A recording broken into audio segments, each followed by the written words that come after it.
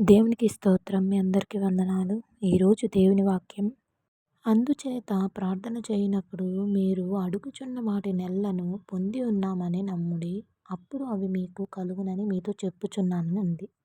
మనము ప్రార్థన చేయనప్పుడు సందేహంతో కాక విశ్వాసంతో చేయాలి. అడుగుచున్న వాటి నెల్ల పొంది ఉన్నామని నమ్ముడి. అంటే మనము దేవుణ్ణి అడగాలి. పాత నిబంధనలో హన్న కుమారుడి కోసం దేవుణ్ణి అడిగింది. అలాగే సొలొమోను జ్ఞానం కోసం అడిగాడు. కొత్త నిబంధనలో మత్తయి 7:7లో అడుగుడి మీకు ఇయ్యబడును, వెతుకుడి దొరుకును, తట్టుడి తీయబడును అని ఉంది. అడగడం కాదు, వాటినన్నిటినీ మనం పొంది ఉన్నామని నమ్మాలి. మత్తయి 9:23లో నమ్ముట నీ వలన అయితే నమ్మువారికి సమస్తము సాధ్యము అని ఉంది. దేవుడిపై విశ్వాసం ఉన్నప్పుడు అసాధ్యాన్ని కూడా సుసాధ్యం చేయగల సమర్థమైన దేవుడు మనకున్నాడు. సమస్యలు ఎంత పెద్దవైనా వాటికంటే గొప్ప దేవుడు మనకు తోడుగా ఉన్నాడు. ప్రార్థనలో విశ్వాసం కొరకు, స్థిరత్వం కొరకు ప్రార్థిద్దాం.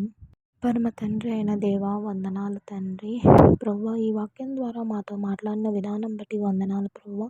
ప్రభువా, ప్రార్థనలో విశ్వాసాన్ని, స్థిరత్వాన్ని మాకు దయచేయండి తండ్రి. విన్న ప్రతి ఒక్కరి హృదయంలో వాక్యం ఫలించి అభివృద్ధి పొందడానికి సహాయం దయచేయమని యేసుక్రీస్తు పరిశుద్ధ నామంలో అడుగుతున్నాను తండ్రి. ఆమేన్.